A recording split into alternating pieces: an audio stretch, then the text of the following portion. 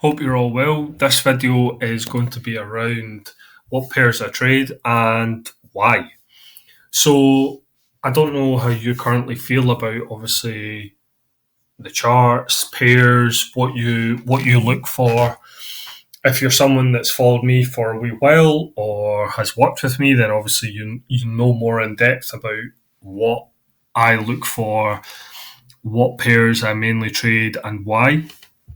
So that's essentially what I want to go over.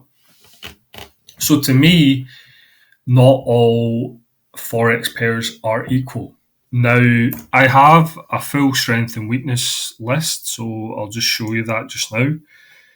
So I use this to see what is strong and weak in terms of the currencies. This is something that could be useful for you. So I just use change percentage, and I do that at the start of each 4 hour candle, sometimes every couple of hours, just to see how the market's gauging. So right now, I'll do a video on this as well. Actually, I'll just write it down just now that I remember. But basically, the market itself, I feel, is built on strength and weakness. So right now, obviously, if I just refresh it, so the DXY, so the dollar is the strongest right now. It's moved the most today. So obviously, things like dollar CAD, etc., you would be wary of shorting them for the longer term due to the dollar obviously strengthening. And on the other side of things, if we look as well, obviously pound looks strong. But to be honest, if I've not seen a percentage that is beyond 0.8%, at least 0.7%, that to me is saying that the day wasn't really a strong trend in one direction. It was more just a sideways movement. As you can see, we're on EURUSD just now. To me, apart from selling the highs and buying the lows of the tight 4 hour range that we're in just now, to me, there wouldn't really be any trades. And to be honest, it's not really a kind of trading opportunity I would see for the longer term. There is short-term trades, obviously, within here after the 2 to 3 candle close, and that closes obviously the first hour of the new 4 hour. You take out the highs of the last 4 hour candle.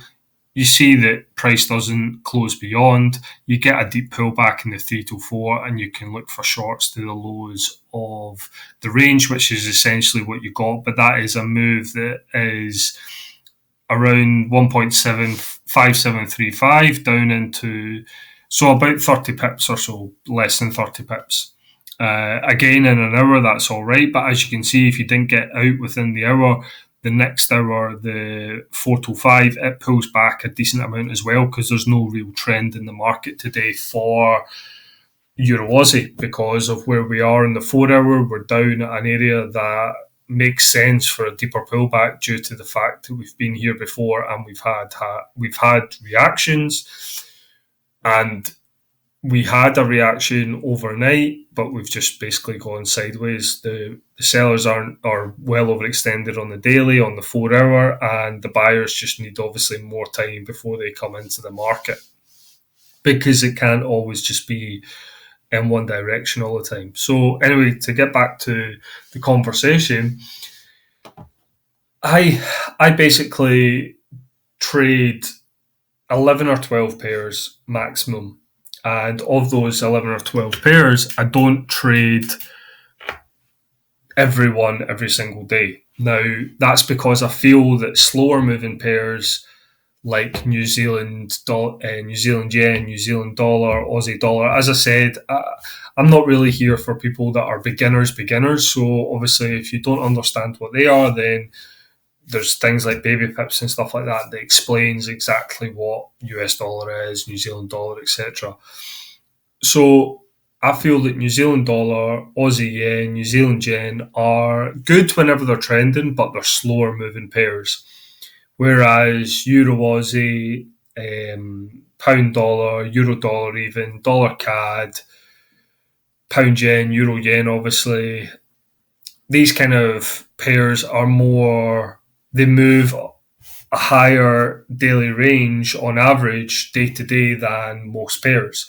And therefore, I feel as though for shorter term trades, so in and out within an hour, I would be more likely to take a trade on those pairs than something like Aussie dollar, for example. To me, Aussie dollar, unless it's a very, very strong 1 hour, you're just going to be caught up in slow moves. And I want to be caught up in the impulses that go in my direction and keep going. Like Euro Aussie, for example, the trade that I was talking about that I got earlier this week. It's hit my main target now. I've got very little position on because it's hit the round number, and due to where we were, I did expect some kind of slowdown because we've just been such a decline. I'm surprised that it's had such a slow day today due to the strong bearish candle yesterday. I thought that we could maybe get another day of momentum, but it looks as though it's really drying up. So going on to my short-term trades, so these are my kind of main pairs that I look at day in, day out. Obviously, just now they're in neutral because I'm finished for the day, and I just like to put them all back. And then I've got student pairs that I look at, obviously in general, but not that often in comparison to the others. So, for example, we look at pound dollar. Now, pound dollar, as I was mentioning to some students today, I felt as if there was a reason to go both possible longs and shorts, which are the case for most strong moving pairs on a daily basis. Usually you can have enough momentum to even take a counter trend trade if it makes sense on at least one of the higher timeframes.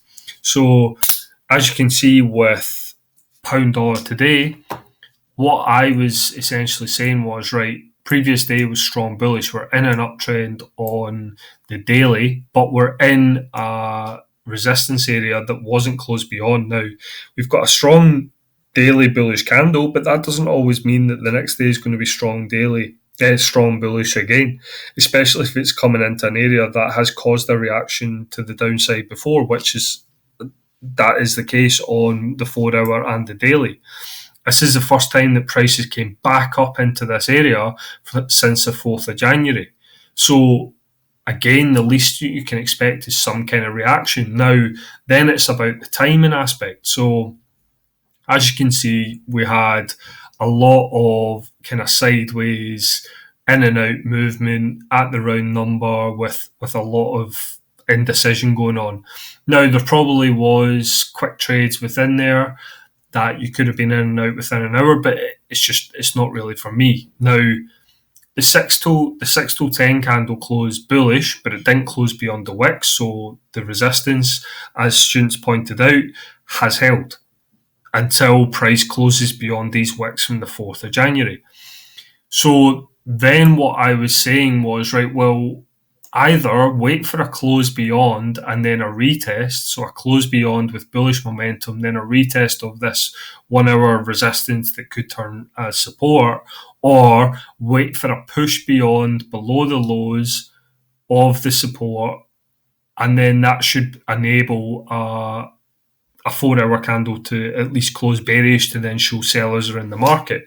Now that's what's happened. You've got the 10 to 11 big strong bearish candle. Then people, whenever price has made a new low of the day, as you can see, it's made a new low of the day at the 11 till 12 candle. People are getting sucked in short from there. Whenever it's making a new low or a new high of the day, always be prepared for a deeper pullback than normal.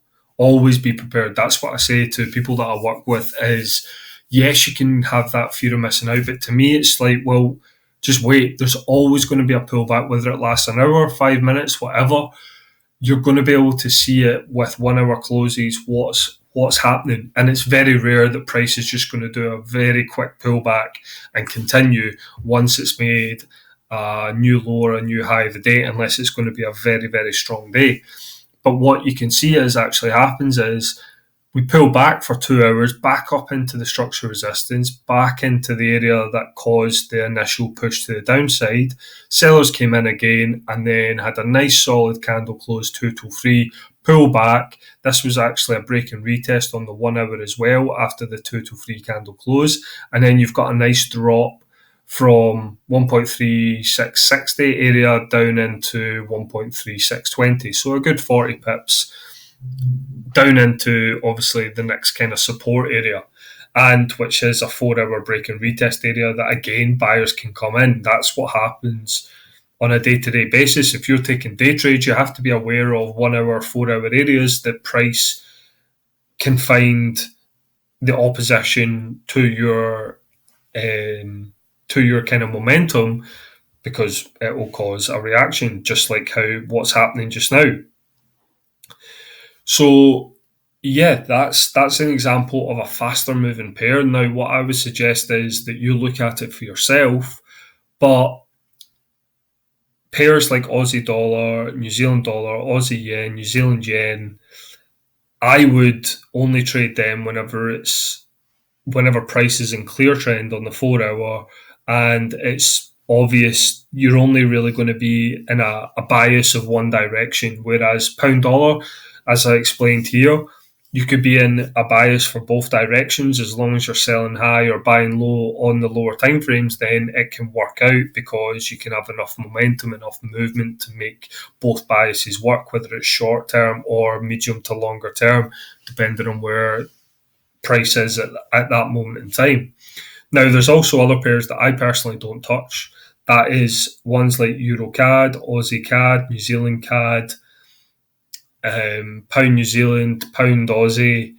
These pairs to me there's nothing wrong with them inherently. I just feel that they're very wicky. They don't really move, especially Aussie CAD, New Zealand CAD. Pound Aussie, pound New Zealand have very deep pullbacks and again are quite you can look at it. You can look at the difference of 1 hour candles on a pair like pound dollar compared to Aussie CAD.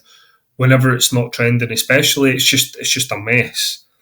So I would rather concentrate on slightly less pairs that actually give the same amount, if not more, opportunities, and just trade those, because if you're seeing something move on Australian CAD or New Zealand CAD, the likelihood is that it's probably happening very similar in Aussie dollar, New Zealand dollar, and probably a smoother trade at that as well. If it's not happening, then it's probably going to happen within the next day or so. So what I would suggest is just cut down your pairs that you're looking at, have a clear kind of plan in your trading plan of, right, these are the kind of trades that I'm going to take on these pairs, and this is when I'm going to look at these pairs. So, for example, Aussie dollar, New Zealand dollar, I'm not looking at them every hour close or every 2 hours. I'm looking at them 4 hour candle closes, alerts at 4 hour structure, the daily candle close. It's a lot more relaxed trading that I'm not expecting to take more than kind of one, possibly two positions a week on them if they give the right opportunities and are trending well. For example, if I just go to Aussie dollar just now,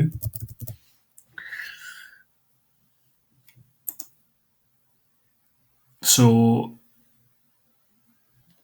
Australian dollar, US dollar, you can see that immediately that the candles are smaller than what pound dollar is offering. Now, one of the people that I work with, Tom, was saying about possibly, well, he looked to trade Aussie dollar long because of where it is on the 4 hour. Now, what I said is you've got the right area. You've got the right, it makes sense. It's also a 1 hour break and retest area from this resistance that price is now back at.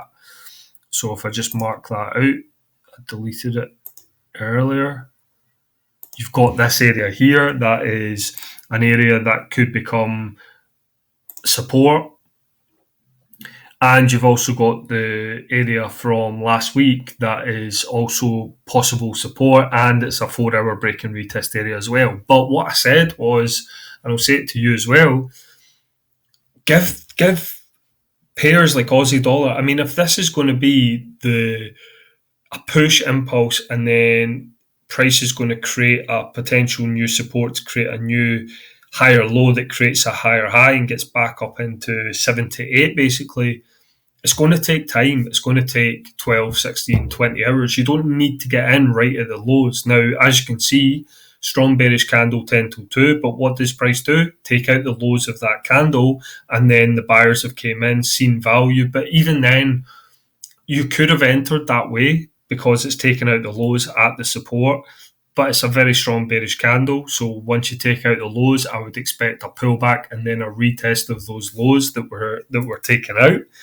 which has essentially happened. You can see this is the 2 till 3, so that's taken out the lows of the 4 hour. Then the next 4 hour, 3 till 4, has came back basically just to the lows of the last 4 hour, and even in this 1 hour as well. So if you're entering for something that could be medium to longer term trade, as in a day or two, because of what you're seeing, you probably would have had your trade go back to your entry point 2 or 3 times in the last 2 hours. Now, it would have been different if you were just looking for a short term trade, but that's what I'm saying in terms of something like Aussie dollar. Just wait for the evidence. Now it's obviously too late in the day for me, and I would say that it's probably just going to go sideways for the rest of the day. Daily candle close, new 4 hour close, etc.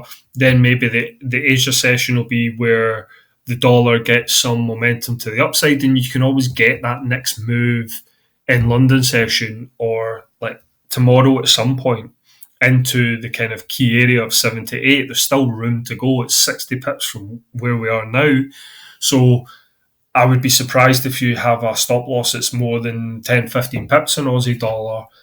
So you can obviously expect, well, 30 pips is still a good 1 to 3 trade.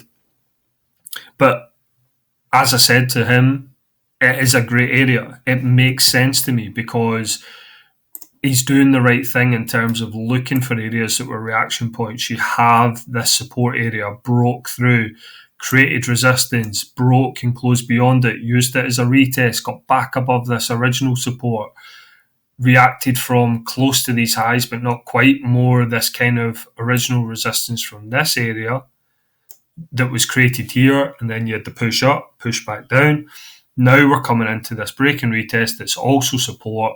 That can be an area that causes the reaction. Now, obviously, if price does just want to go to the upside and it does have a really strong 1 hour for whatever reason, then obviously you can just wait for a pullback and get in, because at least you know that the momentum's in your direction. It's different than, in this particular example, looking for longs whenever the 4 hours still pulling back into an area that longs can come from, but there's no strong evidence yet, apart from like scalping within here, which to me just personally doesn't make sense. On a slower pair like Aussie dollar, you're better just waiting for that strong reaction, getting in at a buy low area, and then looking for original targets of high of the day, and then obviously your next kind of 4 hour area.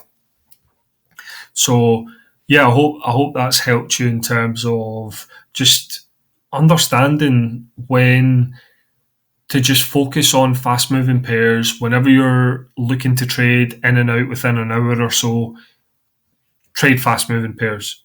It'll make your life easier. Focus on 2 or 3 of those pairs for your kind of trades that last an hour or less.